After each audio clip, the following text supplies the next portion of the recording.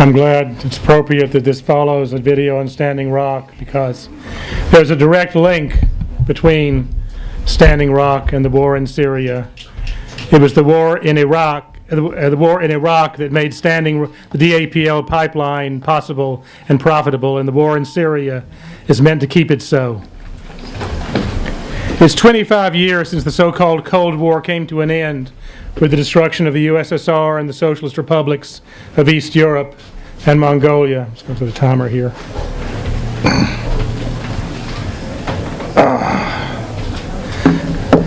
In the quarter century since what Francis Fukuyama called the end of history, the end of the Cold War, the fall of the USSR, the U.S. has sanctioned, invaded, or bombed at least a dozen countries. It has destroyed or laid waste to Iraq, Yugoslavia, and Libya. It has invaded Afghanistan and Somalia. It armed and paid for the 2006 Israeli invasion of South Lebanon and 4 bloody wars against the people of Gaza, all part of the ongoing 70-year U.S. proxy war against the people of Palestine.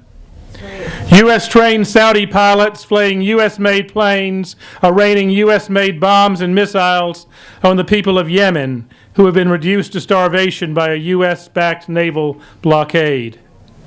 The only difference between a U.S. airstrike and a Saudi or Israeli one is the colors painted on the wings of the F-16s, or the F-18s, which they have now. Washington has expanded NATO while paying neo-Nazi mercenaries, well, they're actually not all that neo, to wage war against the people of Donbass and East Ukraine. In the past 25 years, at least 2 to 3 million people have died from U.S.-made bombs, missiles, artillery, economic sanctions, and drone strikes from Pakistan to Somalia. In 2007, General Wesley Clark told Democracy Now! Of a Pentagon memo that was released shortly after 9/11 that said, as he put it, "We're going to take out 7 countries in 5 years, starting with Iraq, and then Syria, Lebanon, Libya, Somalia, Sudan, and finishing off Iran." They have not taken out Syria. In Syria, it is not mission accomplished, as George Bush proclaimed after the U.S. captured Baghdad in 2003. In Syria, the largest CIA Pentagon covert operation since the war against Afghanistan in the 1980s has met a major military defeat. That's right. I wish Comandante Fidel Castro, who always stood by Syria, could have lived to see this day, but the Cuban people see it, and Syria has thanked Cuba for its support. Today, the 2-star flag of the Syrian Arab Republic flies again over the heart of Syria's largest city, Aleppo. Over West Aleppo, where tens of thousands of people have been held prisoner, hostage for 4 years, used as human shields by a combination of terrorist outfits armed and paid for by Washington and the U.S. agent regimes of Saudi Arabia, the Gulf states, Jordan, NATO, Turkey, and of course the racist entity that occupies the land of Palestine. That's right. The people of West Aleppo were starving, not because of the Syrian army, but because the terrorist invaders were seizing and speculating on the price of food. And Syria's flag still flies over East Aleppo, which never surrendered, but where 200,000 people lived under terrorist siege for 4 years, often without food, water, electricity, living under a constant rain of mortars, rockets, and improvised so-called hell cannons launched by terrorist forces, their plight completely ignored in the Western media. It has been nearly 6 horrible years since Syria was invaded by what became an army of mercenaries and terrorists from 80 countries, trained and directed by the CIA and Green Berets, paid for by U.S. tax dollars and Saudi and Gulf state petrodollars. The invaders included armed forces from the Gulf states, from Jordan and Turkey. The Saudi royal treasury has long been a slush fund for the U.S. deep state. The Saudis paid for Reagan's covert war against Nicaragua in the 1980s when Congress refused to fund it, as well as the bulk of the cost for the CIA's war against Afghanistan. I'll come back to that. Maybe 500,000 Syrians have died in what was once a stable country that provided its people with free health care and college education. How many more have lost limbs or eyes or sanity, have been widowed or orphaned. Nearly 10 million people have been driven from their homes. 3 million have fled the country, most to neighboring countries, but the majority are displaced inside Syria. The media don't tell you that the majority of Syrian refugees fled to state-controlled areas of Syria. They don't tell you that in the 2014 elections, in those countries where refugees were allowed to vote, like in neighboring Lebanon, most refugees voted for President Assad. That's right. The Syrian Observatory for Human Rights, which is basically a guy in London quoted endlessly by the professional liars of the media monopolies, admits that most of the dead are people who supported the government. Soldiers and militia, government workers, they would kill postal workers routinely, members of religious minorities, Alawi, Christian, Yazidi, targeted by the sectarian terrorists, or just people who did something they didn't like. Many died in horrible ways, beheaded, burned alive, or hacked to death. And it's not over. There are still terrorist and mercenary forces elsewhere in Syria. The U.S. state apparatus and its regional agents are still scheming. The House just passed a bill authorizing man-pads, portable rocket launchers, anti-aircraft missiles to be sent to terrorist forces in Syria, and the Senate will probably approve it next week. Taryn sent me something just before the meeting. I haven't read it yet, but it's concerning a waiver on the amount of weapons that can be sent to the Syrian terrorists by the U.S. government on the type of weapons, because before they were afraid they would fall into the wrong hands. Israel has responded to the victory in Halab, Israel, by launching missiles at Syrian bases near Damascus. Israel Foreign Minister Avigdor Lieberman admitted it, and the so-called Revolutionary Command Council of the so-called Syrian rebels thanked Israel for the bombing, for the missile attacks. Says it all. Yeah. The victory in Halab first belongs to the people of Syria and the Syrian Arab army and militia, tens of thousands of whom have given their lives to defend their homeland. Had the Syrian government and army not enjoyed the support of the majority of Syrians, they could never the government could never have withstood the onslaught against it. The victory also belongs to the Lebanese resistance led by Hezbollah, which handed Israel its first major military defeat in 2006. They stood with Syria because Syria and Iran stood with them in 2006, providing a safe haven and a lifeline, and they know that if Syria falls, they will have to face the U.S. armed Israeli state and Lebanese fascist forces without a line of support. It was after the victory in 2006 when Sayyid Hassan Nasrallah and the Shia fighters of Hezbollah were seen as heroes across the Arab and Islamic world by both Shia and Sunni and Christians. It was then, when they had so much popularity, it was then that the royal tyrants who rule Saudi Arabia, the Gulf Emirates, and Jordan, the servants of Wall Street and the Pentagon who prop up their masters with hundreds of billions of dollars in annual tribute, began, in concert with the State Department, with Robert McFarlane and Elliot Abrams and Robert Ford, to prattle about the Shia menace and the Shia crescent, which somehow included Syria, which is a majority Sunni country. It was then under the Bush regime that the concrete plan to destroy Syria took form.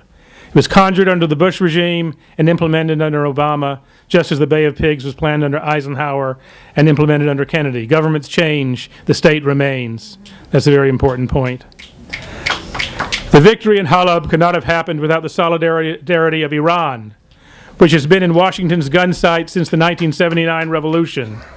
Since the 1979 revolution that overthrew the Shah and deprived Rockefeller's Chase Manhattan Bank of its biggest depositor and the U.S. military-industrial complex of its biggest overseas customer. Saudi Arabia has stepped in obediently to fill both roles. And it could not have happened without the solidarity of Russia. Russia intervened in Syria at the request of the elected Syrian government. It was an act of self-defense. Russia had no choice. The Putin administration does not want confrontation with the U.S. in Syria or anywhere else. But it knows that after the 7 countries cited by Wesley Clark, Russia is number 8 on the list. Right. The Pentagon still views Russia, post-Soviet Russia, as an enemy to be destroyed. Had Russia not acted in time, the U.S. would have invaded massively and directly, most likely on the pretext of fighting ISIS. The U.S. Air Force, under the pretext of bombing ISIS, has destroyed Syrian infrastructure while missing the columns of ISIS trucks carrying stolen Syrian oil across the border to Turkey under the protection of Turkey's NATO military. Its ultimate destination is likely Israel. And they've missed columns of ISIS columns advancing across open desert in daylight. On September 17th, the U.S. Air Force, allegedly fighting ISIS, bombed the Syrian army at Deir ez-Zor, murdering 83 soldiers. That happened on the anniversary of the 1982 Sabra and Shatila massacre a few miles away in Beirut, where thousands of Palestinians were murdered by fascist militias working with Israel. It also happened the day before the second Clinton-Trump debate, and neither candidate mentioned it. It was done by the Pentagon without consulting civilian authority, which says a lot about power relations in Washington. And I'll remind Congress to check out, Simon Sam wrote about this years ago in the pamphlet Generals Over the White House, which is always worth reading. And this has only grown more so since then. That it's the military and the deep state and the Pentagon that run things, and the civilian authority is just a rubber stamp. Yesterday, President Obama told CNN that U.S. intelligence was surprised by the sudden rise of ISIS. Bullshit. With my language, let's be clear. ISIS or Daesh is not some blowback, some unintended consequence of the U.S. invasion of Iraq. It was deliberately created. It is an international COINTELPRO operation. The roots of ISIS lie in a Saudi-Jordanian intelligence operation coordinated with the CIA and Pentagon to undercut the Iraqi resistance to the U.S. by turning it into a sectarian war. And this also benefited Saudi Arabia by taking their unemployed and disenfranchised and angry youth, sending them on a so-called jihad in Iraq, where their main targets were blowing up Shia mosques like at Karbala, and creating a sectarian war where before there was a potential for unified resistance. ISIS emerged to prominence in 2014 at a very convenient time. The Maliki government had just ordered U.S. troops to leave Iraq, and President Obama had just backed down from bombing Syria in response to an attempt to frame the Syrian Arab Army for a phony manufactured chemical weapons attack in the Damascus suburb of East Ghouta. ISIS was created as a more attractive enemy. No doubt the Pentagon generals hoped that ISIS could defeat the Syrian army, maybe even take Damascus, start massacring people, and the U.S. could come in as a savior. It didn't happen, thanks to the heroism of the Syrian Arab Army and its Lebanese, Iranian, and Russian allies. And by the way, most Syrian Arab Army soldiers are Sunni Muslims. Trump and Flynn know this. If Trump doesn't know this, his military advisor, who is formerly the Defense Intelligence Agency, Larry Flynn, surely does. When they speaking of making the fight against ISIS a U.S. priority, they're spinning the same myth that the State Department and Clinton and Obama and John Kerry are spinning. Behind much of this is the hand of Saudi Arabia. But the Saudi kingdom is not an independent actor. Saudi Arabia is the United States. Saudi Arabia is the United States. It has no independent operational capacity. Its mercenary military, mostly made up of mercenaries from South Asia and Southeast Asia, is run by U.S. contractors, Northrop Grumman in particular.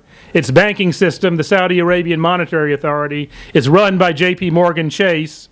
Its supposedly national oil company, Aramco, which once stood for Arabian American Oil Company, is quote, managed by a consortium of the big four oil giants, ExxonMobil, Chevron Texaco, British Petroleum, which is half U.S. owned, by the way, and Royal Dutch Shell.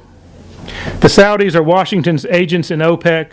The U.S. tells the kingdom, the Saudi family and the other royal families of the Arabian Gulf what to charge for their oil and where to put the money. And they put it on Wall Street or spend it on massive arms purchases from the U.S. military-industrial complex. This money, this petrodollars, is tribute, protection, paid by the royal families of the Gulf to the U.S. ruling class. To keep this money pouring in, to keep the Arabian Gulf as a cash cow, has been the prime objective of every war and covert op the U.S. has carried out in the region since 1945. which included, by the way, the first overseas operation of the CIA, which was to overthrow the Syrian government in 1949. And that includes the creation of the racist state of Israel, which U.S. generals have called our unsinkable aircraft carrier on stolen Palestinian land. Israel is a loaded gun aimed at the people of the region. Israel's wars in the 60s and 70s destroyed the economies of Egypt and Syria, tipping the balance of power in the Arab world in the favor of pro-U.S. monarchies against the nationalist forces. Had it not been for Israel, it's likely the Saudis would have lost their throne decades ago. The U.S.-Saudi relationship, and Shah of Iran was part of it at the time, allowed Nixon and Kissinger to take the dollar off the gold standard when the U.S. economy was overwhelmed by the costs of the Vietnam War. The fact that oil is denominated in dollars and those dollars end up in the United States was crucial to the U.S. ability to sustain the Cold War and still to maintain a giant military apparatus at the expense of the rest of the world. And okay, I mean, I don't know if people understand how this works, but basically, I mean, the dollar is not backed by anything other than the U.S. military force, and since 1973. Right. And the role of the Saudis and the Shah before that was critical in keeping the dollar at the center of the world economy. What is Washington's objective in Syria? What is the object of all this chaos and destruction? The object is chaos and destruction. I actually never like the term regime change or hegemony because I don't think it does justice to what's really going on, which is a constant battle. The capitalist class is in a constant battle against crisis, against that crisis that is unique to the capitalist system, the crisis of overproduction, which Karl Marx and Engels wrote, a crisis that in an earlier epoch would have been deemed an absurdity, where the economy goes into crisis because too much has been produced, except now, in the era of the merger of finance and industrial capital, it's not just the overproduction of commodities, it's the overaccumulation of capital, and the need to preserve the value of capital. And how does capital escape from these crises? Karl Marx wrote way back in 1848, before the imperialist era, by the conquest of new markets, the more intense exploitation of existing markets, and the enforced destruction of a mass of the means of production. George Bush is a liar and a fool. But when he spoke the words "mission accomplished" from the deck of the USS Kitty Hawk after the invasion of Iraq, he was neither lying nor being foolish. He was speaking the absolute truth from the point of view of his class, the bankers and billionaires, the monopoly ruling class of this country. For them, the invasion of Iraq was a gold mine. It was a bonanza. The destruction of Iraq's national oil industry gave the oil majors their most profitable years ever. It drove the price of oil from $30 a barrel to $147 a barrel in 4 years. Company values, value of companies like Exxon on the market quadrupled because huge assets that were considered non-performing because it would take a certain amount of money to extract the oil suddenly became performing assets that could be listed on the books. And it opened huge markets for capital investment, not in Iraq, but in former Soviet Central Asia, in the Canadian tar sands, in shale and oil gas around the U.S. and around the world. It made the fracking boom of the last decade possible, which would not have been possible if the price of oil was not much higher, was not higher than it was. And it also made it profitable for Noble Oil to drill for gas off the coast of occupied Palestine. Trump's campaign manager, George Papadopoulos, was involved with that. And Virginia Oil, in which Rupert Murdoch and Dick Cheney were invested to drill in the Israeli-occupied Golan Heights. And it also, most important, it rescued the oil industry and the U.S. capitalist class from the oil glut that followed the collapse of the USSR, particularly in 1998, where a ruble crisis drove the price of oil below $10 a barrel. But it had two downsides for U.S. imperialism as well. One is that the high price of oil allowed Russia, Venezuela, Iran, Ecuador, other oil-producing countries to be more independent of the United States. It allowed Venezuela to help Cuba, for example. And also, the other downside is that capitalists do what capitalists always do. They produce more than the market can bear. The wild forces of overproduction overwhelmed the attempts to control it. And the U.S. ruling class, the military, the Pentagon tried to stave that off by bombing Libya, by sanctioning Iraq and Iran, by starting the war in Syria, which, among other things, prevents what is a nightmare for the U.S. oil companies, which would be a pipeline from Iran, a joint Syrian, Iranian oil pipeline bringing oil to the Mediterranean. But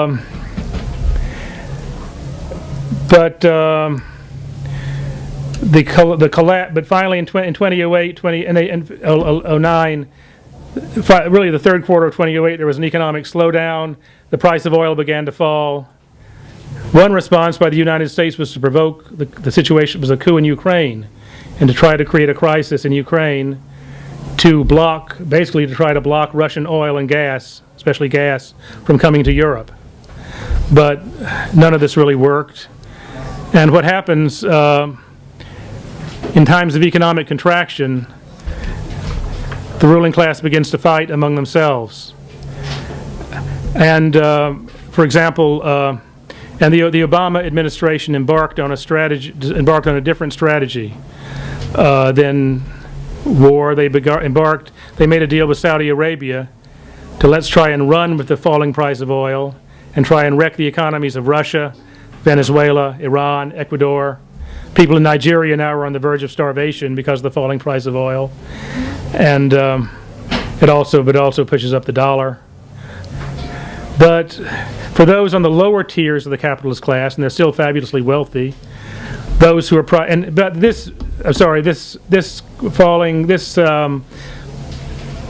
strategy worked to the benefit of the oil majors because ExxonMobil, Chevron, BP, they have a lock on Saudi Arabia. Bloomberg said 2 years ago that Exxon could be the big winner in the oil crash because they have enough reserves to last it out and can buy up the failing properties of quote, poorer, less wealthy, less billionaires, not trillionaire oil producers.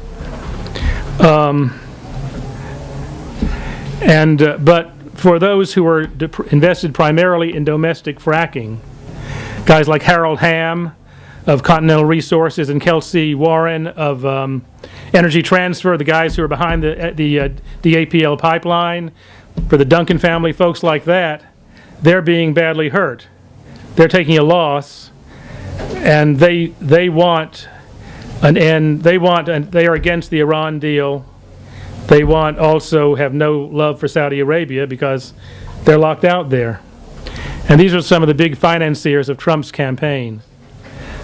And in a way, it's like the same section of the ruling class that financed Goldwater in 1964. The Western oil billionaires who are the second-tier capitalists who are more reactionary because they can afford to give less in terms of concessions.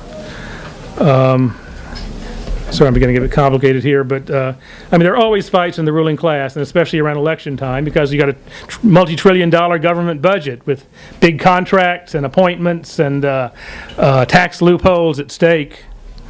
But it's usually at the lower levels, the ruling class, and the issue is usually who gets what. For example, during the U.S. war against Iraq, the Democrats were constantly complaining about Cheney and his relationship with Halliburton and how making money off the Iraq war. They didn't talk about the ExxonMobil and the really big guys and the banks that control them. But anyway, that's something on the basis of the fight that's going on now about Trump's allegedly difference with the Obama administration on the war against Syria. But the Trump regime cannot cancel the tendency of the rate of profit to decline. They cannot cancel capitalist overproduction.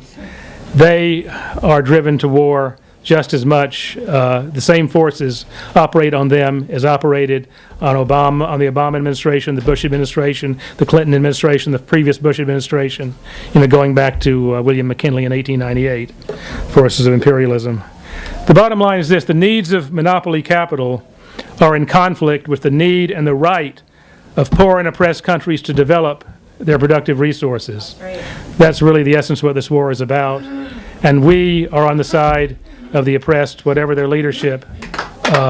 We say U.S. hands off Syria, out of the Middle East, out of East Europe, and a victory for oppressed people everywhere is a victory for the working class and oppressed people here. Mission is actually never accomplished because the system is obsolete. It only can preserve itself by force and violence. It's running from crisis to crisis. All they can do is stave off crisis, and the only way they have to do that is war. When the Soviet Union was overthrown and the Yeltsin regime came to power, hey, that was regime change. You couldn't have had a more lackey regime than Boris Yeltsin.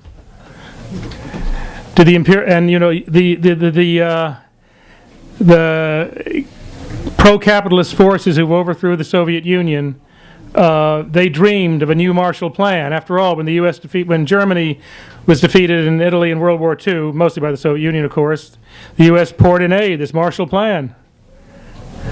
But the only reason they did that was because they were in a global confrontation with the forces of socialism and liberation, and they needed to prop up West Europe for that reason.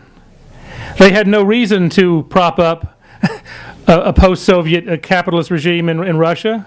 They didn't pour money in. In fact, they expanded NATO.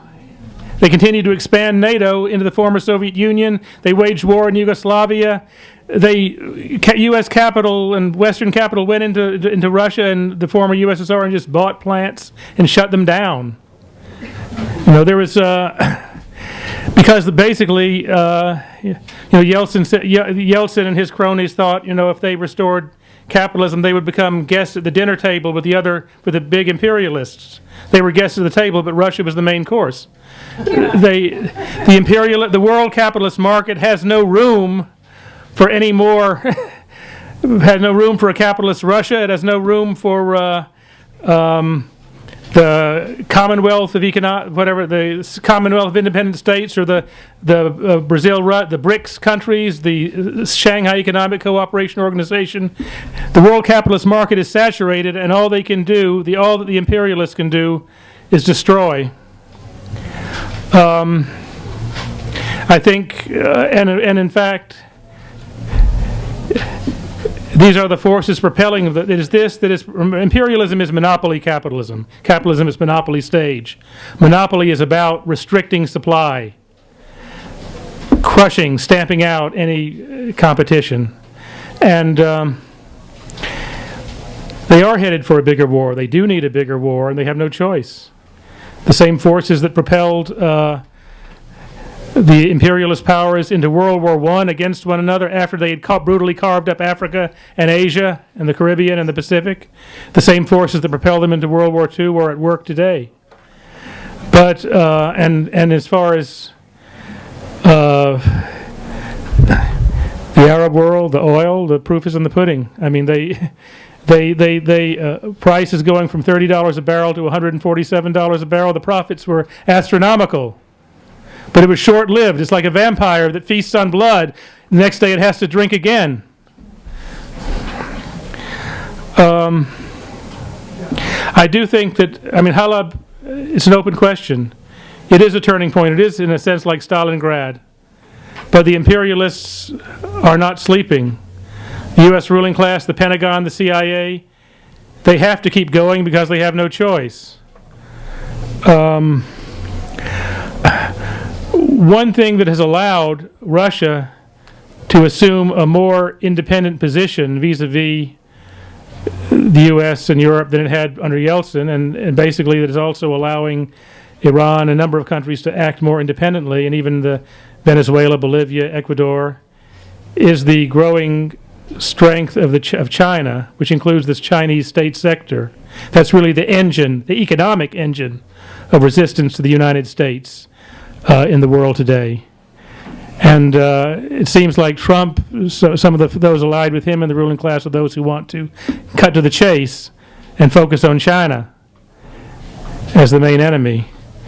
But, whatever factions were behind Trump when he ran for office, now he's in office, he's got to represent everybody, the biggest banks, the biggest capitalists. But the important thing to understand is the economic laws that are propelling them towards war. And the law of monopoly is there can be only one. There is this, see, one of the reasons that we don't encounter too much in our milieu is the idea that Trump is some kind of peace candidate. That idea is out there, is widespread because he has spoken out again. He has spoken for better relations with Russia. But, there is nothing. We've had a lot of peace candidates. Woodrow Wilson was reelected in 1916, 100 years ago, on the platform of keeping us out of World War I. 2 months later, he went to Congress for a declaration of war. Johnson was the peace candidate against Goldwater. Goldwater said, if you don't vote for Stop Goldwater, we'll be bombing North Vietnam. Johnson started bombing North Vietnam. In '68, Nixon came in with a secret plan to end the Vietnam War. And of course, that was massive carpet bombing, mining Haiphong Harbor, invading Cambodia and Laos. I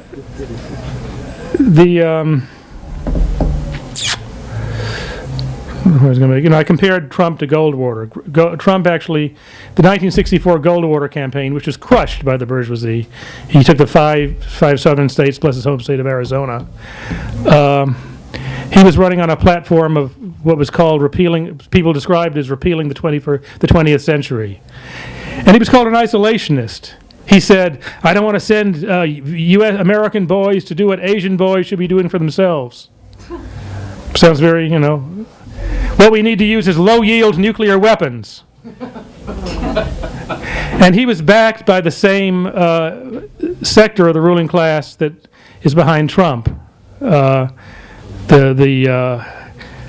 Western oil billionaires and so on. But the domestic oil sector was the biggest factor. But at that time, two things were different. The economy was in much better shape in the U.S. There were plenty of industrial jobs. Unions were more than 20% of the workforce was unionized. And the U.S. was confronting a global challenge by the movement of the oppressed. When Fidel Castro came to Harlem and people were lining the streets, this terrified the U.S. ruling class. And they were, the liberation struggle was raging in Africa, and the black struggle here, the Latino struggle here. They said, we've got to make some concessions. And that didn't sit well with the sectors of the ruling class that were behind Goldwater, the southern textile, bosses, the lumber barons in the South, and the lower strata of the ruling class. Today, those jobs are gone. The Soviet Union has been destroyed. There is no global challenge to imperialism on a political basis. And they say, and in a way, the Trump victory is kind of bringing 25 years after the fall of the USSR, it's kind of bringing dispensing with the Cold War architecture, which includes not just concessions at home, but when they talk about international entanglements, isolationism doesn't mean anti-imperialism. It means go it alone. We don't need to be held back by Europe and all that. We don't need these alliances. We can bomb who we want to when we want to. Now, there's a slip between cup and lip, because there's a lot of different factions involved, and Trump can't do everything that he wants to do. But imperialism is the capitalist system, the imperialist system, and imperialism is a system. And economics is spiraling deeper and deeper into crisis. There's no way out of that. It's contracting, and its contraction is driven by the rapid growth of the productive forces that where the huge leap in the productivity of labor, which should mean abundance and the end of hunger and worldwide prosperity. But capitalism, the capitalist system, needs scarcity. It depends on scarcity. And that's what really what war is, why they need war. They need to destroy. And that's also why we have no choice but to build a people's movement to stop them, because the survival of humanity ultimately depends on it.